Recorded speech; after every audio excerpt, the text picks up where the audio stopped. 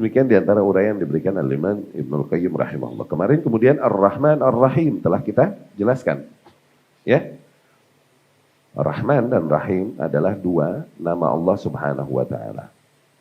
Di mana nama tersebut menegaskan betapa dominannya sifat rahmat pada Allah Subhanahu wa taala. Ya. Dan banyak nas-nas yang menguatkan hal tersebut. Di mana Rasul sendiri sallallahu alaihi wasallam banyak menyampaikan hadis tentang rahmat, dan hadis tersebut sifatnya qudsi. Sifatnya adalah ucapan Allah Subhanahu wa taala. Ya. Misalnya kata Rabbukum ala nafsihi ar-rahmah. Allah mewajibkan ke atas dirinya sendiri sifat rahmat. Kemudian ada lagi inna rahmati sabaqat ghadabi. Sesungguhnya rahmatku, kata Allah, itu lebih melampaui atau lebih mendominasi daripada murkaku. Nah, lihat betapa dominannya sifat rahmat pada Allah. Oke? Kemudian tentunya diiringi dengan anjuran-anjuran agar kita berbagi rahmat kepada para makhluk. Irhamu man fil ardi yarhamukum man fis sama. Rahmatilah mereka yang berada di bumi, niscaya mereka yang berada di langit atau zat yang berada di langit kelak juga akan merahmatimu. Demikian, ya, sifat rahmat.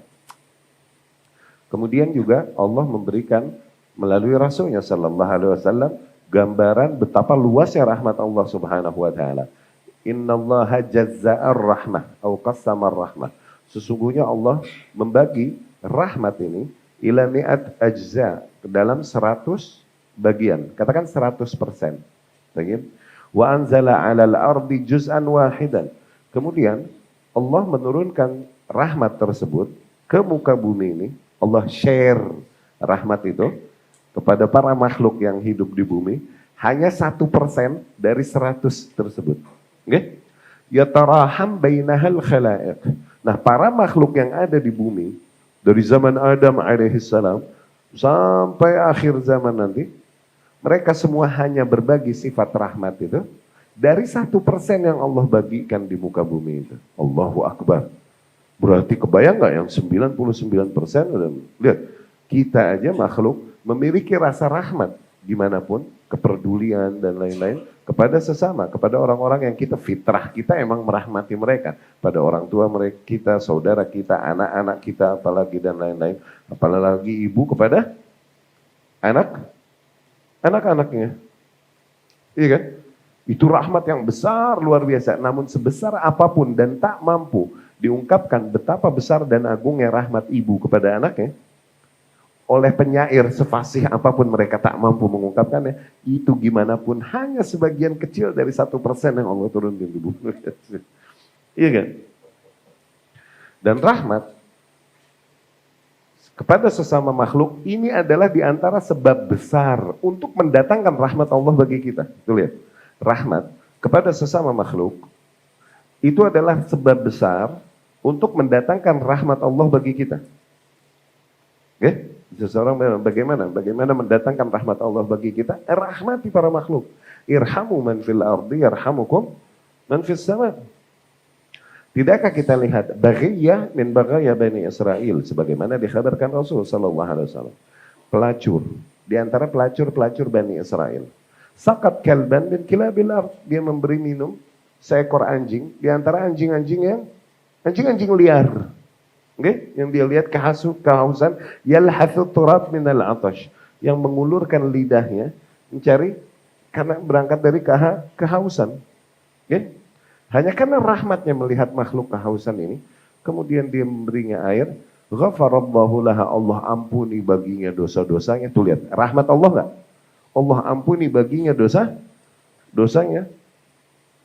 Syakarallahu laha, Allah berterima kasih bahkan kepadanya. Tuh. Allah ampuni dosa-dosanya wa adkhalahal jannah, dan Allah masukkannya ke dalam surga. Lihat rahmat Allah yang begitu luas. Kebayang nggak dosanya seorang? Ini bukan zina sekali ini, Jal. Zinanya buat mata pencaharian. Kebayang nggak dosanya? Oke? Iya gak? Dan kemudian amal soleh seremeh apa? Sodakoh.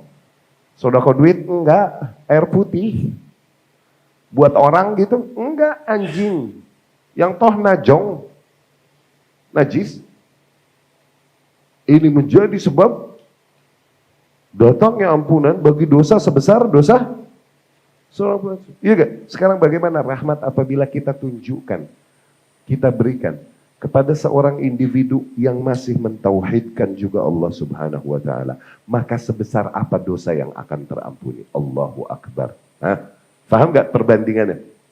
Idza kanatir rahmatu bil kilabi taghfirul khataya bil baghaya, famadza tasna'ur rahmatu liman wahada rabbal baraya. Idza kanatir rahmah bil kilab taghfirul khataya lil baghaya, apabila rahmat yang ditunjukkan kepada seekor anjing aja itu bisa mendatangkan ampunan bagi dosa sebesar dosa seorang pelacur, famadza tasna'ur rahmah liman wahada rabbal baraya. Lalu apa yang dapat dilakukan rahmat ketika ditunjukkan, yakni sebesar apa dosa yang akan diampuni oleh rahmat Allah ketika rahmat kita tunjukkan kepada zat, kepada makhluk yang masih mentauhidkan Rabbnya para manusia. Allahu Akbar. Idza kanatir rahmah bil kilabi taghfirul khataya bil baghaya, famadza tasna'ur rahmah liman wahada rabbal baraya. Dan rahmat Allah jauh lebih besar kepada para hamba-hambanya daripada rahmat seorang ibu kepada anaknya. Datang Sabiyah, datang para pasukan membawa yakni harta rampasan perang, dan wanita-wanita diantaranya wanita rampasan perang yang membawa babynya, membawa anaknya. Rasul dan para sahabat melihat hal tersebut, kemudian ini wanita kehilangan anaknya dan begitu panik dia mencari anaknya ke sana ke sini. Terlihat betapa dia sangat khawatir dan mencari anaknya karena kekhawatiran dan berangkat dari sayangnya, dari fitrah ya. Hilang anaknya, dia cari sana sini. Dan kemudian ketika dia menemukan, bukan, ternyata bukan. Dan kemudian ketika ia menemukan anak tersebut, dipeluknya anak itu dan kemudian disusuinya. Oke? Sebuah pemandangan yang luar biasa yang memikat pandangan Rasulullah SAW dan para sahabat ketika itu. Radhiyallahu anhum. Kemudian Rasul melontarkan sebuah pertanyaan kepada para sahabat untuk menyampaikan poin. Maksudnya Rasul mau nyampaikan poin, cuman gaya didiknya demikian memang. Seringkali dipancing dulu pakai pertanyaan. Tapi pertanyaannya dengan sesuatu yang 180 derajat terbalik dengan yang dilihat mata. Rasul bertanya kepada para sahabat, "Atara hadhihi tarihatan waladaha finnar?" Bagaimana menurut kalian? Mungkin nggak di wanita ini dia melemparkan anaknya ke dalam api? Ya, lihat. Para sahabat yang biasa kalau ditanya Rasul mau tahu mau nggak tahu, mereka akan bilang, "Wallahu alam," adab kepada Rasul. Cuman karena begitu bertentangan yang ditanya Rasul dengan apa yang mereka clear, obvious, sangat jelas mereka lihat dengan mata, mereka langsung bilang, "La ya Rasulullah." "La ya Rasul," "enggak lah ya Rasul, masa begitu?" Ya, ini betapa jelas nih ibu menyayangi anaknya. Nah, itu lagi mau diisbat dulu sama Rasul. Kalian fix kan? Kalian sepakat betapa ibu sangat menyayangi anaknya dan tak mungkin menyakiti anaknya kan? Maksudnya itu mau ditegaskan dulu pada para hati para sahabat, baru disampaikan poinnya oleh Rasul sallallahu alaihi wasallam. Wallahi lallahu arham bi ibadihi minal bi waladiha. Demi Allah, sungguh Allah jauh lebih merahmati hamba-hambanya daripada seorang ibu merahmati anaknya. Allahu Akbar. Ibu saja kalian lihat, nggak mungkin dia akan menyakiti hamba. Nah, maka Allah pun jangan kalian prasangkakan buruk. Gitu ya, maksudnya. Ya. Demikian sifat rahmat Allah Subhanahu wa taala yang begitu besar. Ya.